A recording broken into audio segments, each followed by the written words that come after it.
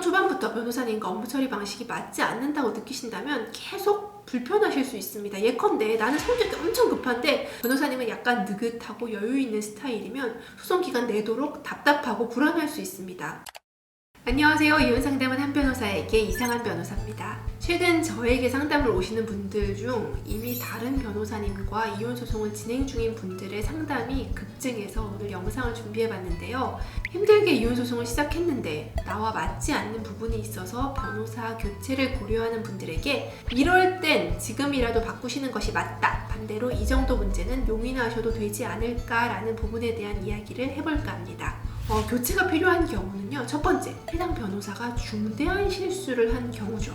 예를 들면 당사자랑 상의 없이 법원이 정한 재판 기일에 출석하지 않거나 당사자가 전달한 중요한 자료의 제출을 누락하는 등의 경우입니다. 그 실수로 인해서 의뢰인과 신뢰가 상실되고요. 이후에 별것 아닌 이유로도 계속 불안한 경우가 많이 있으십니다. 그렇기 때문에 변호사가 중대한 실수를 한 경우에는 교체가 필요할 수 있습니다. 두 번째 교체가 필요할 수 있는 경우는 변호사님의 전문 분야가 이혼이 아니어서 불안하신 경우입니다. 이혼 전문 변호사가 아닌 분들도 이혼 사건을 진행하는 경우가 있습니다. 그런데요, 이혼 소송을 진행하면서 변호사님의 조언이나 절차 진행이 미진하다고 느껴지면 심리적으로 계속 불안하게 됩니다. 그리고 결과에 대해서도 납득하지 못하고 결국은 항소를 고민하는 경우도 훨씬 많고요. 그런 경우에는 장기적으로 볼 때 이혼 전문 변호사님으로 변호사 교체를 하시는 것이 나을 수 있습니다. 세 번째로 변호사 교체를 고민해 보셔야 할 경우는 아직 소송 초반인데 변호사님과 업무 처리, 의사소통 방식이 너무 안 맞는 경우입니다. 어디까지가 소송 초반일까요? 첫 재판 기일 전? 가사조사 전? 명확한 기준은 없지만요. 보통 소송 기간이 1년 정도 되니까 6개월 이내 기간이라면 초반으로 볼 수 있지 않을까 싶습니다. 소송 초반부터 변호사님과 업무 처리 방식이 맞지 않는다고 느끼신다면 계속 불편하실 수 있습니다. 예컨대 나는 성격이 엄청 급한데 변호사님은 약간 느긋하고 여유 있는 스타일이면 소송 기간 내도록 답답하고 불안할 수 있습니다. 또한 나는 다정다감하고 작은 것에 상처 잘 받는 스타일인데 변호사님이 직설적이고 냉정한 업무 처리 스타일이면 불필요한 상처와 오해가 생길 수 있습니다. 그렇기 때문에 소송 초반부터 업무 처리 방식이나 의사소통 방식이 맞지 않으시면 변호사님을 교체하는 것도 방법입니다. 위에서 말씀드린 교체가 필요한 경우 외에는 원칙적으로 기존 변호사님과 그냥 소송을 진행하시는 것이 낫다는 게 제 생각입니다. 왜냐하면요, 이혼 경위를 또다시 누군가에게 처음부터 끝까지 설명하는 게 여간 힘든 일이 아니죠. 그렇다면 여기서 약간은 애매하지만 교체하지 않는 것이 좋을 경우를 몇 가지 알려드려 볼게요. 변호사님과 세부적인 의견이 다른 경우입니다.